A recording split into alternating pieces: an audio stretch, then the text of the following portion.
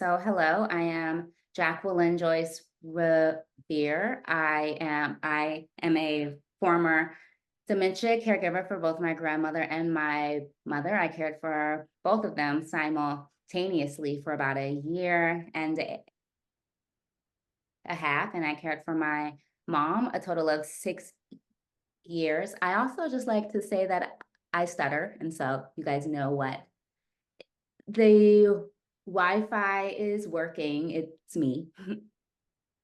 Um, and my mom ended up passing suddenly in March of 2022. All right, and I won't touch. And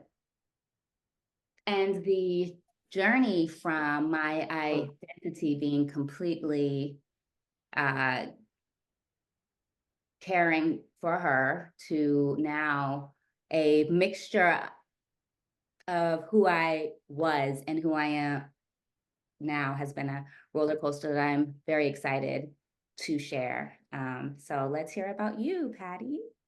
Yeah, Jacquelyn, it's so good to see you. I am so glad to be in this space with you as someone who is walking a similar journey. I am Patti, and I am the former care partner for my mom. My mom bravely walked with younger onset dementia for about 10 years. I was part of my journey. I was the daughter supporting my dad, and then my dad ended up getting sick. And so my mom moved in with my husband and I was her caregiver for the last 2.5 years of her life. And I really, leaned into that identity and owned it, which is really similar to the experience that you had, Jacquelyn. And my mom passed shortly after Jacquelyn's mom had passed as well. And so been walking this grief journey for about 2.5 years. And now professionally, I work for Lorenzo's House and support other young people walking this journey with younger onset dementia. I'm just really honored to be in this space with all of you. Today I was on Instagram, as you do, and I was scrolling and I read this quote, and the quote said that they wouldn't want you to be sad, and then that was crossed out. And it said, they love you and want the best for you, so grieve in whatever way feels right for you. And that really hit me. We were having this conversation today, and it just really hit me that there is no timeline on this grief journey.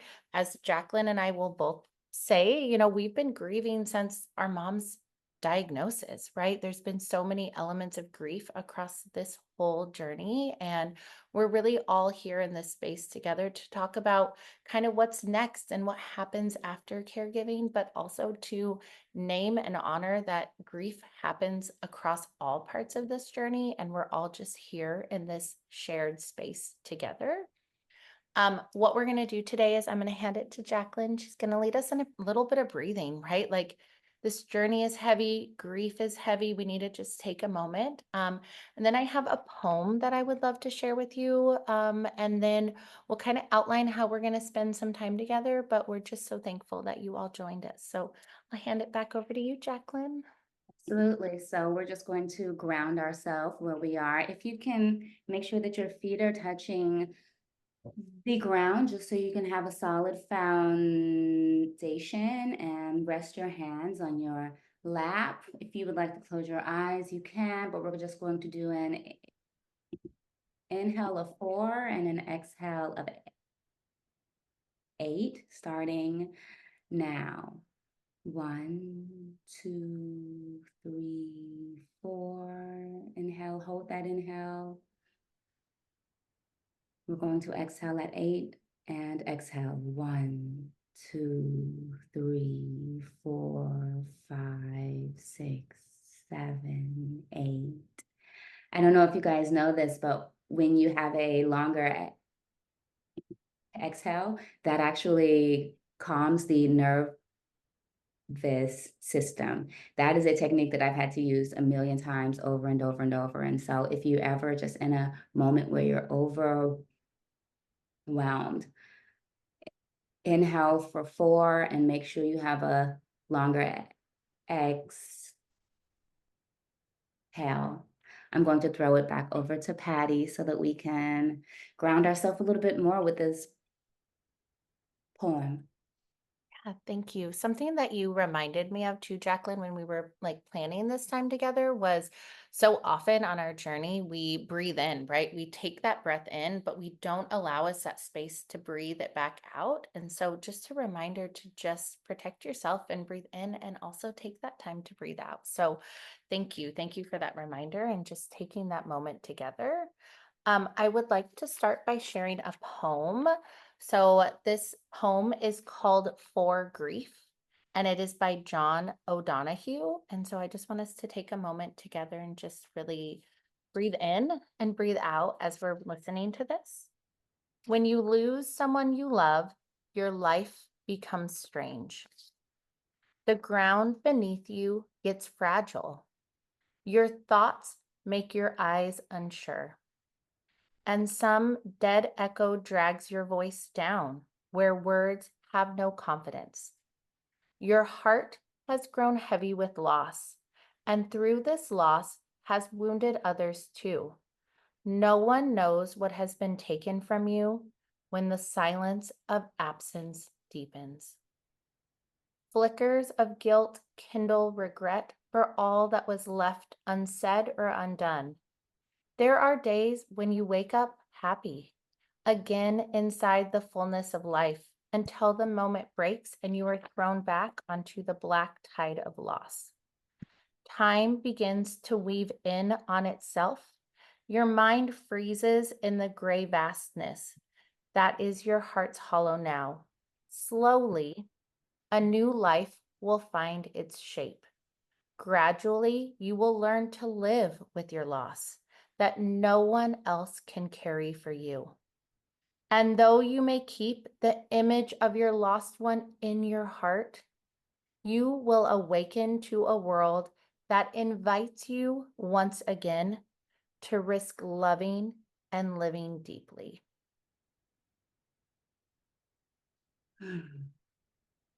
So that leads perfectly into what we're going to talk about today. We're going to spend some time thinking about what are those healthy ways to process our grief, but also how do we rebuild our identity after loss, which are both really, really deep, important questions to think about as you're walking this journey and as you're thinking about what happens after the loss. We're going to spend some time, Jacqueline and I are going to engage in some discussion about what worked for us, what our journey has looked like as two daughters who have been walking this together. Then we're going to spend some time in breakout rooms, really diving in and discussing and building a collective toolkit and learning from each other. And then we're going to open it up at the end for some question and answer. So please feel free. I see some thoughts and ideas in the chat already, but feel free to use the chat. We are here to really build this collective toolkit together, share our experience, learn from each other, and be in this space. What we wanted to start with is I was wondering, Jacqueline, when you think about your grief journey and you think about this loss, we think about some emotions, sadness or anger or frustration, but there are so many emotions and symptoms and things that happen in our grief journey. What what are some of those things that have happened to you that maybe have been surprising or you didn't expect in your grief journey? So one of the things that I have spoken with you about was not realizing how tired I was. The act of caring for someone 24/7, it weighs on us in a way that I think we don't realize until the journey has come to an end. And there would be some like days where I would sleep for 12 hours at a time. And so that was so completely unexpected for me. But then on top of that, I did not expect to have such brain fog. What experiences did you have? I mean, similar to you, right? That brain fog and that like inability to focus, were things that were so hard. But I actually, for me, one of the pieces that was so challenging is how I carried the grief in my body. I Mm, carried the grief in my muscles, but I especially carried a lot of grief even in my jaw. Like mm, the physical pain or the physical aspect of how my body processed the grief was something that was so surprising to me and something that I'm still trying to work through. I mean, I shared with you, I ended up having to do some dental work because I had like grinded my teeth so much, right? mm. So it was such a reminder that I kept kind of being like, well, what's wrong with me after this journey? And why am I so tired, like you said? And why do I have this brain fog? Or why can't I focus on things? Or why does my jaw hurt? And then for it to really be able to name that that was part of my grief journey really Mhm. helped me to feel normal as I was walking something so heavy. So and it's just this reminder, right? Like it's the time for us to just be so gentle with ourselves when we're grieving. As I saw Tara in the chat said that she hasn't lost her parents yet, but that she's still experiencing this grief and preparing for what is to come. And so just this reminder that there are so many different parts of grief that you might not even know are coming, but that it's all normal, and there isn't a right way to grieve.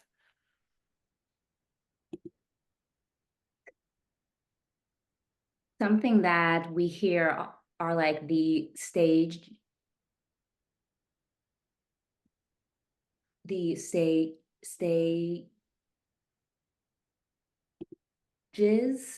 of like denial um and like sorrow, but like what I feel like they don't tell you is that you have them over and over and over and over and over again.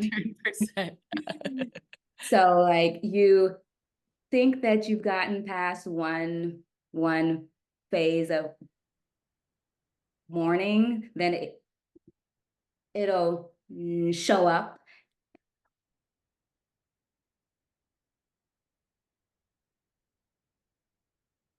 And you're sort of like, I thought I had gotten past this part. What's going on?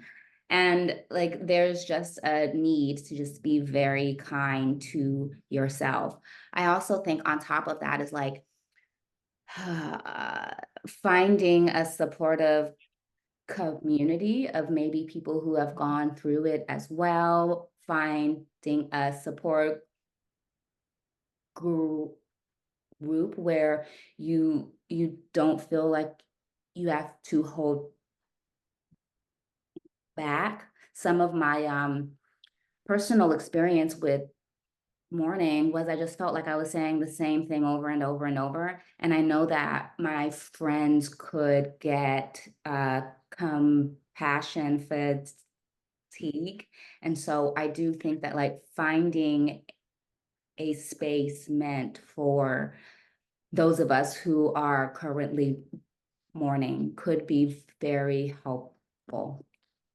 Definitely. Well, and like, so often you feel like when you're telling your friends, they don't totally understand, right? If they haven't walked this journey or haven't walked a similar journey. So you almost feel like you're kind of having to explain yourself. Or I felt for my friends, they were like, you knew your mom had dementia. We knew that there wasn't a cure for dementia. We knew what the ending was going to look like, but that didn't make it any less hard or sad, right? So being Absolutely. around those of us who really understand, especially after walking this caregiver journey. Not only were we grieving this loss of a really important person, we were also grieving a loss of an identity that I know both of us took really, really seriously, right? And we really owned this idea of caregiving. What do you feel like were some of the healthy ways that you grieved or that you were able to process besides the, support groups and surrounding yourself? Are there other things that you did, Jacquelyn, in your journey to really like support yourself? I mean, and continue to support yourself. I mean, we're still on this journey. We'll be I on this know it's still forever. there. Yeah. So there's so much. So I think that the people okay, you can get stuck in the identity of caregiver at times. And I think that whether that is an identity that you want to stay in for a while, or it's one that you're ready to let go of, you can make that choice for yourself, but you need to surround yourself with people who are willing to support that no matter Yeah. what. Um, for me, I got on a plane and I was like, I'm going to travel solo.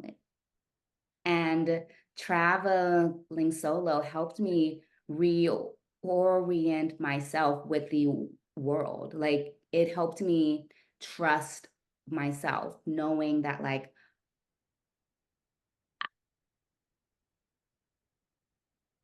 I have me no matter what. Because sometimes when you are caring for someone, you do tend to show up for someone more than you can show up for yourself. And so it was like a retraining of like reintroducing myself to myself. Yeah. Uh, on top of that, I journal a lot. But one thing that I think helped me a lot was, even while caring for my mom, I maintained a passion of writing. And so that was like one anchor that I could hold on to, that sort of opened up the door that helped me refine myself. Yeah, so powerful, right? To find that purpose or that passion or that thing that you have outside of this journey that can kind of help you when you're no longer in that caregiving role, right? There's so many pieces of this that you sometimes let go of when you're walking this journey. I think for me, the idea of really setting boundaries was really important. And I learned in caregiving, right? I learned to say no, but there were things that I wanted to say no to in caregiving that I couldn't because it all had fallen on my plate to care for my mom. And so I couldn't say no. But, after she passed, I really allowed myself to set some boundaries. And no is a complete sentence. And that's something that I've really held on to. If things aren't filling my cup or bringing my joy, life is short. And there is so many things that I need to spend some time loving on myself because I had given so much love to another person. So I think that has been really powerful. And then what are those kind of like those things I can do? I ended up getting a dog that gave me a lot of purpose, and we could go on walks and we could find those things that allowed for me to find myself again. Do you find that, finding moments or things that remind you of your mom kind of help you in your grief journey? Do you have ways that you connect with your mom still? So absolutely. Thank you for asking that, because I was like, oh, I have something for this. Um, my mom had beautiful dresses from her 20s that she still has. And I wear them sometimes. And when people like compliment them, I'm like, it was my mom's. Like, it was my mom's dress. It just, it really makes me so excited. I also, like, while I was caring for her, I had decorated the home with her favorite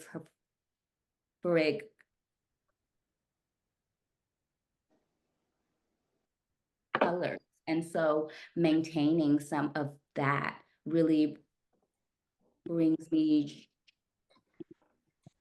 joy. What are things that you find yourself doing to commemorate your mama? I think, really just like trying to lean in and find those moments. I feel like I see her when there's a beautiful sunset or there's a beautiful sunrise, and just finding those moments that I just am like, oh my gosh, that's a moment my mom would have slowed down and loved. And then another thing for me is I ended up getting a tattoo actually of her handwriting. So just finding something that just allowed for her to be a piece of me every day and just remind me of her and our journey. And actually my tattoo, she was the last card that she wrote to me on my bridal shower, and it was the last time she ever wrote in a card for me, and it said, my love will be with you forever, and she had misspelled forever because of her journey with having dementia. And I thought about, do I want to have it spelled So, correctly, or do I want to have it spelled the way she wrote it? And it's like we embraced her dementia journey as much as we could, as hard and heartbreaking as it was, we did. And so it was just a reminder. And so now every day when I look at that, I get to kind of feel pieces of her. And so it's really been powerful for me in my grief to find ways to really still see her and connect with her, right? Like, what are those moments, those like meaning making moments that can be so powerful? I also think that we become more attuned to the things our parents love when they're not here. Like her favorite song will just Mm. turn on sometimes. And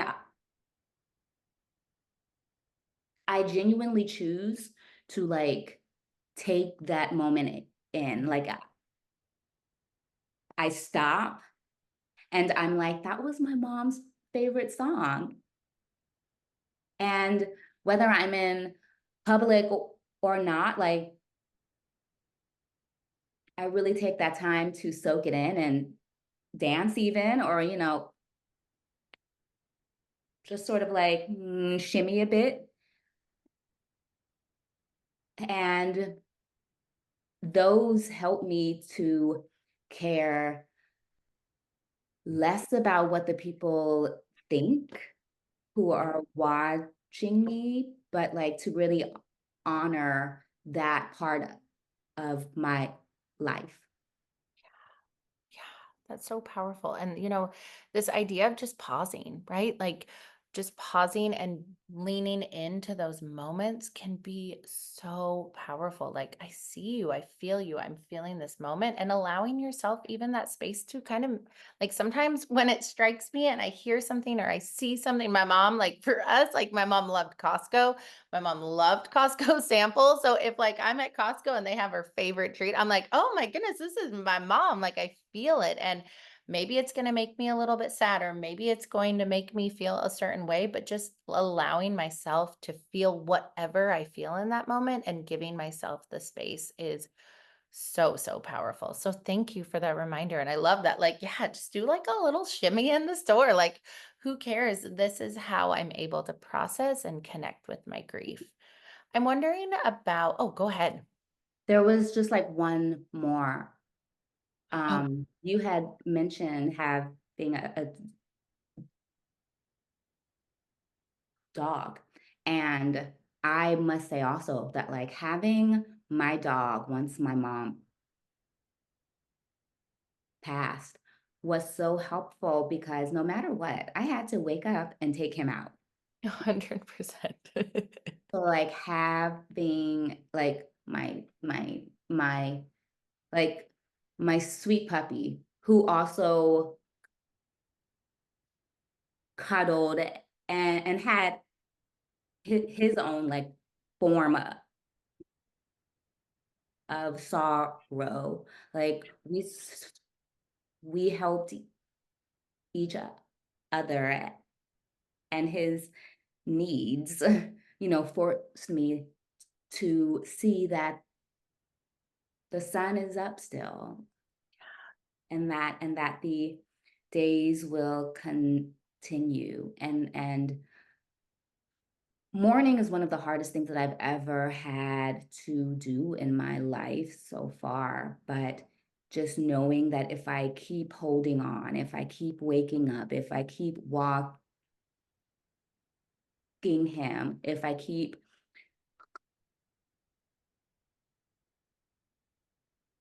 creating and filling my life up with more now that she's not here, that I will feel whole again.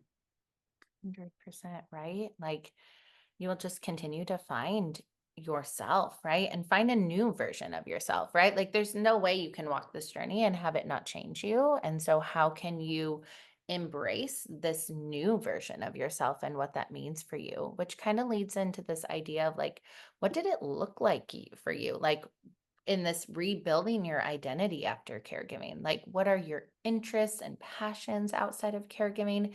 How did you rebuild yourself after the loss? It's taken trial and error. It's taken some time.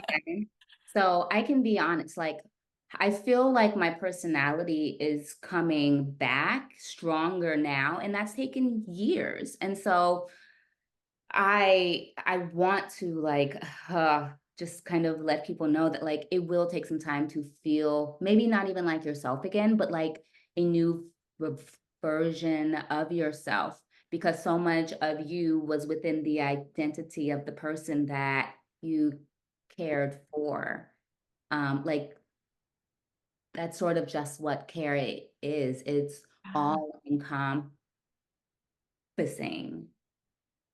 But some of the things, well, okay. Mm, Travel, which I had recently stated. I've really like sunk my teeth into TV writing, which Yeah.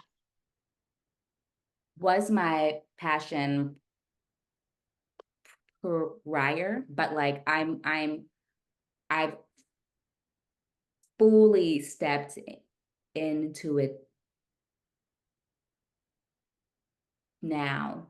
Um, Something that I really do now is I am active in forming and maintaining a community of friends. Yeah. Like I stay on top of calling people, and I just make sure that I show up the way I would like for people to show up for me. And something that I've really loved doing lately is inconsequential play. And so I recently signed up for a improv class because it's so much fun and you just get to like not think hard, you just show up and you just have fun. And really working to like put fun back into my life has been really important for me. On top of going to concerts, I go to concerts all the time now, and I'm just uh, learning who I am now. What about you? Like, what new things have you done to usher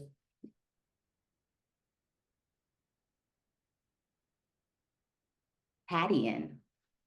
Yeah, I think, something that I said earlier was this idea that I said no, right? Like I set boundaries. I learned in my grief to set boundaries. But the other thing that I learned in my grief was to say yes to anything that I thought was going to bring me these moments of joy. My friend asked me if I want to do a pottery class. Yeah, I'll try it, right? Like this opportunity to just try things and to allow myself to fail or allow myself to feel something or allow myself to try something new. You said you're trying improv. I'm like, okay, I'm not really good at pottery, but I'm going to try this. Or I traveling, right? Like I'm going to allow myself to say yes to things that maybe I wasn't able to say yes to before, and really giving myself that space. I think for me, something that was so fortunate is I was able to take some time off of work after caring for Mhm. my mom to say yes to some things that I had said no to for so long, right? And just really lean in on those pieces and rediscover pieces of me that I didn't know was there. And I feel like I'm like, my personality has never been so strong, right? Like I had kind of like tried to stifle parts of it because of my caregiving or because of the things that I was walking. But now I'm like, okay, I'm just who I am and you like take it or leave it. And it has been almost so freeing and just like really leaning into the person that I want to be now, as opposed to what I felt like I had to be as a caregiver or as a daughter, and just what fills my cup now and allowing myself to lean into those passions. And truthfully, though, I wish I had thought about that when I was caring, right? I mean, there were things that I could have been doing that could have helped prepare me for my loss in some ways, because I could have had some things in place, but I hadn't, right? I had just kind of kept my head down. And so now just really allowing myself the space to feel and think and try has been really, really powerful. The way that I think people show up for us is also really important. Oh. I was just recently in a wedding with a bridesmaid who had a major loss, but she was surrounded by people that didn't know. And so none of us were like able to show up for her. Like I knew, so I tried to show up for her. And so something that I think is really important is that if you feel comfortable letting people know, like you don't have to go into detail, but saying like right now I am mourning, will just give other people the opportunity to show up for you. We've been taught to sort of like not talk about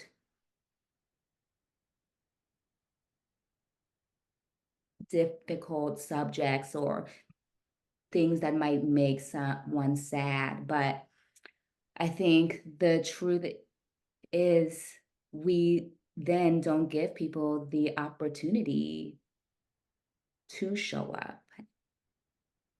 100%. And that is what we need most. Um, 100%. Yeah. yeah, for oh, we have some questions if you want. That's I mean, I was actually thinking that that question that Tara just posed is exactly what you were talking about. If I could start my caregiver journey again in the beginning, I would have told more of the people close to me about my journey and how I would want them to show up for me, right? Yeah. Like I tried to hide it. I mean, the only reason I even told my friends that my mom was walking that journey, and she was 6 years into her journey at that point, was because I was getting married and she was going to be there. And it was going to be pretty apparent that there was something that was going on. And I was 30 and trying to navigate that, right? Like I didn't even know how to tell my friends at that point. And now, if I would have just told them about it from the beginning, I feel like it could have helped ease the transition. I didn't tell them until it was almost at a point where I didn't even know how to process friends. And to your point too, like now I know how to show up for others who are experiencing such heavy loss because I've walked it. But even if I just had been like, hey, can you send me a funny meme today because I'm having a rough day? My friends would have known to do that, right? Could you send me a text message, or I need someone to check in on me. I wish I would have been more open with the people that I knew were going to show up for me, or was hopeful that they were going to show up for me, because not everybody does. We know that, right? But some of them do. And I didn't even allow them the opportunity for them to show up for me in the way I wanted, because I never even told them that that's what was happening. So that's my answer, which tied. I was like, when I saw that question and you were talking, I was like, oh my gosh, my answer, Jacquelyn's Perfect. right. Like, would you agree? Like, what would you do if you started your So career journey again? If I could start my journey again with everything that I know now, like you learn so much through So much. you learn the people who have your back. Sometimes the people that you think That will have your back, you realize that they don't, and that's quite painful. And that's a mourning of its like 100%. own. Um, but then you find people who show up in ways that you never would have thought. And so there's layers. If I could do it again, I absolutely would, but I would incorporate more joy. I would worry less about what might happen. I would I would wake up more grateful for the moment we have now. And let me say honestly, that's really hard also because we do live in a society that doesn't have the social supports that we need. And so that's an added layer of stress. Um, but like once I get that stuff sorted, then I would really just take the time and I would do arts and crafts with my mom every day. I would make sure that like we were just we stayed in our own world. Yeah. Yeah. Protect your peace, you know, Protect peace. as Because like, you can. yes, and like people who haven't been through this won't get it. And it's not any fault of their own. It's just it's so complex that you cannot understand it unless you walk it. 100%. And when did you know that you needed help on this journey, right? Like both caregiving, but also in your grief. Like, was there a time where you're like, man, I need help in this space? Like, what did that kind of look like for you? In my grief, I wish I would have got someone the second it happened. I honestly wish. Um, I realized that I needed help in my grief journey. I was in denial for some of it. Like I think I came to the conclusion to what I wish is that it were just mandatory. Like, oh no, someone's not here anymore. You have to attend, so and so. Like, 100%. yeah, like having it be mandatory because you don't like want to sometimes. Like, I'm just like, oh, I have to go talk to these other people about this thing that I've been sad about all day. But like Totally. having other people and hearing their stories makes you not feel like you're just the only person in this world sad. Totally. I mean, I think for me, it was so powerful to have you, right? Like I mean, like sadly that we had lost our moms so close to each other, but like the power of community and the power of having you at that point was so powerful. And so I can't even imagine had I reached out for more help at that time or reached out for some other help at that time, how helpful that would have been in such different ways, right? Like I leaned on you, or my husband had lost his dad, so I leaned on my husband, but like there maybe some professional support. I also was like, oh, I'm just gonna, go to therapy, right? I had been in therapy, but I was like, you go to therapy, but I ended up with not a great therapist and I didn't have the like strength at the time to be like, no, like I don't need to see you. I knew I needed help or therapy or something, but I didn't have the strength to say, no, this isn't the right support for me. So it's okay to be like, you know what? I know I need support. Maybe it's a support group. Maybe it's a therapist. Maybe it's reading a book, but it's also okay to be like, that's not the right support for me and not feel bad about it, right? Like there's so much of my time I just felt like I couldn't really make these decisions for myself, probably decision fatigue from caregiving, right? But it's okay to be like, this isn't the right support for me and find something that fills your heart and Yeah. provides you. And something you said to me, Jacquelyn, was this idea of like, we talked about like, when did you know you needed support? And something you said to me was like, I just wish I would have had support the whole time. I wish I would have even like, it's always the right time to get help. It's always the right time to have tools and all these other things in place. If you have the ability and the space to do it, it's always the right time. And such a good reminder that it's always the right time. And it's always important to find what is right for you.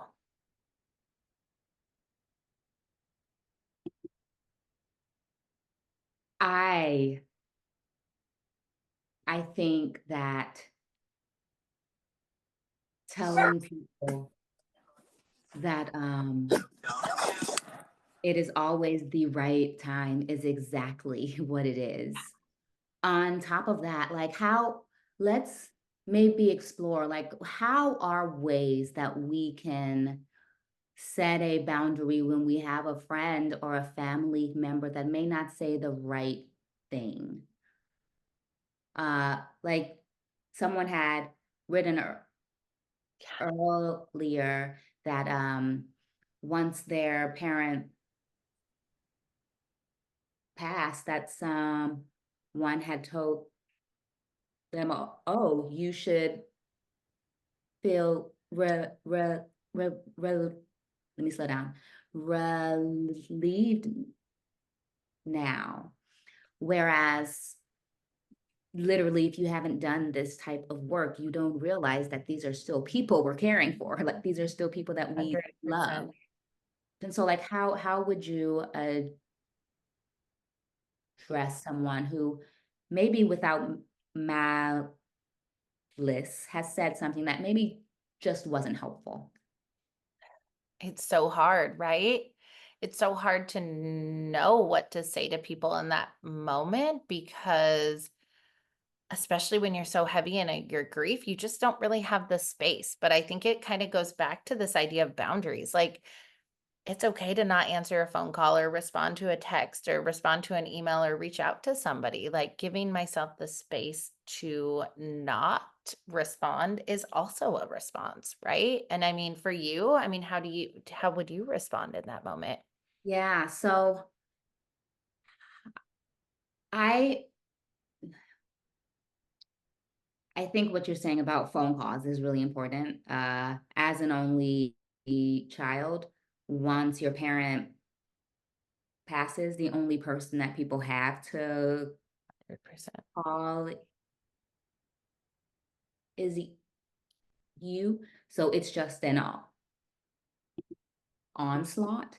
And so I think that putting on that do not Mm, disturb is quite helpful. Um, Something that my dad said, like literally an hour after my mom had passed, was, well, she's in a better place mm, now. yeah, And I know, like, that is in the vernacular when people pass, but I'm telling everyone that is not something that anyone who has just lost someone wants or needs to hear at all. But like what I said was, that's not helpful for me right now. And so just like something plain and simple, that's not helpful for me right now. And then I just walked away, like I can't even right now. totally. Um, you know, and so maybe it'll give them some time to regroup and put a little bit more thought into their next approach, but that just saying flat out that's not helpful for me right now was what helped me like get through many frustrating moments. Totally. Totally. It's so helpful to have something planned, right? Like I always had something planned when people would say things about my mom out in public, like, oh, she's walking with brain change. Like, have patience, you know? But so having something, and I mean, I always would be like, I'm grieving, have patience with me, right? Like, let me grieve in the way I want to, but that's not helpful for me right now. It's simple. It doesn't attach any emotion to it. And it just moved like that is just like a hard stop for people. So Yeah. thank you for that phrase, right? It's so powerful. I know that we have about 10 minutes of our time left. And so I think maybe we'll do breakout rooms for a few minutes and then come back and do some question and answer. Does that sound good to you? That sounds like a 20-minute situation, but I let's do know, that's what I'm like, or we could just open it up to question and answer. I'm also happy with that if people would rather just kind of, if anyone has any questions or anything that there's, I mean, that kind of feels like Yeah, same. cross. We're, I feel, yeah, yeah. I feel that way. So is anyone, I mean, go ahead and you can unmute if you'd like. You can pop it in the chat. We are here for any questions or thoughts or conversation. This is Emma, and basically, I just wanted to say that everybody grieves in the wrong way, and it doesn't help me. You know, if a person that hasn't lived through my journey gives me advice, so I usually let them know. If I'm having a tough day, I tell them, you know, I'm going to have a long face, and it's not because of you. It's because I'm going through my own grieving process and missing my loved one. Everybody grieves in different ways, so it's up to you on how you feel, and it's important to let other people know that you know, for them giving you advice might not work for you. So just being straightforward and letting people know about your feelings and what helps you and what doesn't help you, and stay away from negativity. You know, find a new circle of friends that are uplifting, friends that are you know, that have lost a loved one, or you know, or they are facing anticipatory grief. Helps out. You know, I mean, those are the people that are going to uplift you because they walk in your shoes, they understand, and let go of the other people that you know, is not very healthy for you. So that is just a comment. Oh, it's beautiful. I mean, I'm glad that piece was recorded. I feel like that's something that when you're walking this journey, you need to remember, right? There's no right way to grieve. It's gonna take I mean, it takes so long. And I love how you said, like, lean into the people around you, like, and just name that. It was so beautiful. I'm like, I'm so glad that piece was recorded. I'm like, I want to keep that and play it for myself when I'm having tough days. So thank you.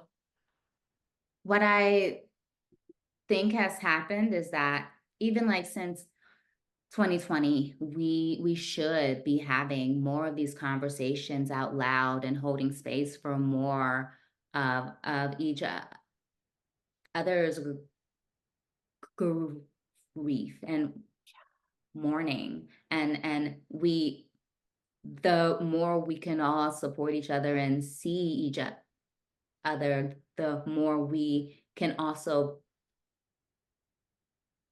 feel seen. And so sharing it and not hiding, and either like whether you want to write a note and slip it to a co-worker, like there are very subtle ways to still honor yourself and your feelings while making sure that you aren't isolated. Love that. I love what you said about sharing it and not hiding it, right? And then when you start to feel seen, then you can see other. I mean, it's just the power of feeling seen. So thank you. Thank you. I think I always wonder, because I feel like I've been grieving for the last 2.5 years since my husband's diagnosis. And like, what's it going to be like? I wonder, like, what will be the response in the end? Like, I feel like it's a constant, you know, some days I'm good, some days I'm bad. I can go a month without feeling sad. Then I can have a week where I feel blah. And then I think, I don't know. It's just like that anticipatory grief, I think. Like, what is it going to be like at the end? Are you going to be devastated, or have you already done the up and down? Thank you, Janet, for that question. Actually, thank you. I wanted to join in with you on that. I just wanted to say I love what you said, because I was thinking the same thing. My mom hasn't yet, but that is one of my biggest worries. Like, how am I gonna feel? Like, thank you for thank you for bringing that up. Yeah. Thank you. Yeah. And I've had some tragic loss in my life. Like I lost my mom when I was 17. My brother died very young and it was quick. So the grief was so overwhelming. Whereas this is such a Right. long, Yeah. ugh, I don't know. I don't know. Can I put in So- my 2 cents here? Sorry, Jack, I didn't mean to interrupt. So like Jacqueline, this is Arlene Barnett. So like Jacqueline, I like to write, and my mom died about 10 years ago, and my husband took care of her for 5 years. And even within Alzheimer's, she would do like funny things, and I would jot them down, and those anecdotes became part of a book. But I think what made it easier for me is that I retained a sense of self, even though I was a full-time caregiver. You know, like my husband grew up with sisters. So if I had a friend who said, you want to go shopping? I would ask him like on a Saturday, you know, we're both home from work, and he'd say, yeah. I said, don't worry, I won't buy a thing. He goes, I understand. Sometimes you just want to window shop. And, you know, there were days I just wanted to watch I Love Lucy. Yeah. So, and then there were days I wanted to write, which I did. So I think anything you can do to retain a sense of self, I think when, you know, if and when your husband does pass away, you know, you still have some of you. But for my husband, he went to work, he came home, we had dinner, and he went to see his mom in assisted living. So when she passed away, it was, I think, sort of a harder transition for him. But for me, because I was still me when I was taking care of my mom, you know, it was sort of an easier transition. But for him, he was like, well, what am I going to do with my life? I said, well, you know, you'll hang out with people who aren't 100 years old. And, you know, indeed, that's what happened. But it was a very like quick, you know, abrupt thing for him. But for me, because I did take care of myself, I mean, it's such a cliche, you know, self-care, but because I did walk every day, I'd walk for like half an hour. And my mom was here with us, but we could adjust our work schedule. So he'd stay with her, you know, maybe half an hour in the house, and I could quickly walk around the block kind of thing. So I would suggest that to any caregiver is retain a sense of self, you know, what, as you all have brought out, whatever works for you, writing, reading, talking to a friend, having a cup of coffee, whatever. And then it's still you know, whereas when you devote 100% of your time to someone else and not even giving yourself 5 minutes, you know, to polish your nails, whatever, then I think it's easier to kind of go off the deep end. Whereas if you're still you, I think it's easier. Definitely. Yeah. Thank you for that reminder of maintaining that sense of self. I will say, Janet, you know, to your question, and Jacqueline, I love what you're kind of thinking there, and Dorian as well. Like I thought, because I had been grieving my mom for 10 years, that when she passed, it wouldn't be as hard as it was. And it still was really hard in a different way. I mean, I think I didn't have maybe the shock factor of it. I mean, maybe different for you too, Jacqueline, but like I didn't have the shock factor piece. So it still felt really hard in a lot of ways. But I think to your point, Arlen, like I was able to maintain some sense of self throughout the journey. So I had some things to fall back on when she did pass, which at least I guess maybe I felt like I had the opportunity to prepare in some ways. And then there was some elements that did have a sense of relief for me. Jacqueline, I'd love to hear kind of your opinion, kind of as we're wrapping up on what your experience was with that. Yeah, so the grief of actually losing her, I think, was more than one thing. Like when someone becomes a part of your everyday, to then suddenly not have them, that's what makes it so hard. So it's like your mind is rewiring to something new. And so like the science part of it is what also plays a part in what makes it so hard, like not smelling her anymore, not like feeling her skin.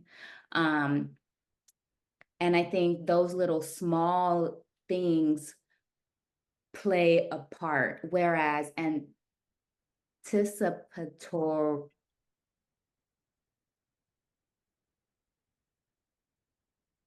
you are sad and you miss who they were and you miss what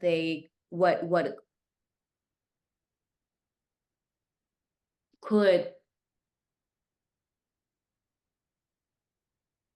be, but there's a like level of of still having them there that you just don't have when they're not here. And so that's the like layer of it that differentiates it for me. Both suck.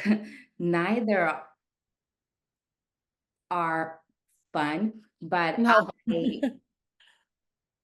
I had also thought like maybe it won't hurt so much when she's not here, since I had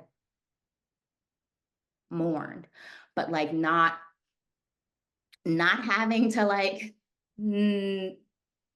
tidy up even. I'm like, I want to like Yeah, change her totally. yeah. So it's the routine also, like your literally your entire life changes when they're not here, and that plays a part. um as far as the maintaining a sense of self, I think that I did the best that I could with that. There is no like going from not caring for someone to then caring for someone. There's no way that I could get the sense of self that was there, but the like tidbits that I could maintain are what helped me refine myself when she was not here. And so I co-sign that 120. Yeah, definitely. Definitely. I mean, it's just it's so complex, right? Like all the different feelings that you have. And Amanda just put in the chat this idea. Like I realized during my grief journey since her grandmother had passed that she has anger around the years that we lost this disease. And it wasn't something that surfaced until after. I hadn't even, because I didn't have time, right? I was caregiving. I didn't have time to process the grief I was walking. I had also lost my dad during my caregiving journey. And so it was like, I didn't have time to even grieve him. And so when my mom passed, I was grieving so many aspects. I was grieving her, and I was grieving this anger at this disease, and I was grieving this caregiving, and I was grieving my dad. And it just really compounded into something that wasn't what I expected. So just the complexities and the realness and the rawness. And I think what you named too is like, it's all hard. It all sucks. And Yeah. all we can do is the best we can to find community and find people like all of you in this room that understand pieces of our journey to really help us along the way. So Jacquelyn, before we end, do you have any final thoughts? Anything that you just kind of on your heart that you want to end? Well, something that you said, just wanted me to say one more. Yeah, do it. Yeah. So like when you're not caring anymore, there's a possibility that people that maybe weren't as active in your care journey may show up and want to like pick up again. And there are a lot of emotions that come with that. And so I just want you to be aware of that now and know that you are very valid in the way that you feel, whether you want them to reappear or if you don't. And whatever you want is okay. So 100%. Perfect. That is exact, like whatever you want on this journey, whatever you need, it is okay. So thank you for that. Just a reminder that all of these, I'm just going to drop it in the chat too. All of the workshops will be recorded and links. We have a resource list that we will be sending out to all registrants post-event. If you connected with someone during, you can feel free to direct message them your information. But thank you, Jacquelyn. Thank you, HFC team. Thank you, everyone, for being part of this and asking questions and participating in the chat and walking alongside Jacquelyn and I. We are just so, so thankful. So sending you guys all so much love. Thank you so guys much all for the invite. I appreciate it. Thank you so much for the invite. So glad I could make it. Thank you, thank you, thank you, thank you so much. Have a great Thursday, ladies, and a good rest of your day. I can't wait to participate. I can't wait to participate more in the next one. But thank you so much, Jacquelyn, for the invite. I'm just, even though I've been doing caregiving for about 9 years, I'm just now really finding more caregivers. So it's a really good feeling to know it's not just, it's more people. So I just, again, thank you guys so much for the invite and cannot wait to attend the next one. Okay, So so Thank you, Find Jacqueline. your Thank you so friend. much. you. Thank you. Oh, I I follow love you on Instagram. You're welcome. Have a great one, I am ladies. you following so your journey, much. Jacqueline. Thank you. I appreciate you. Oh, I appreciate Jacqueline's all the of you guys. best. Thank you. Thank you guys. Bye. Bye.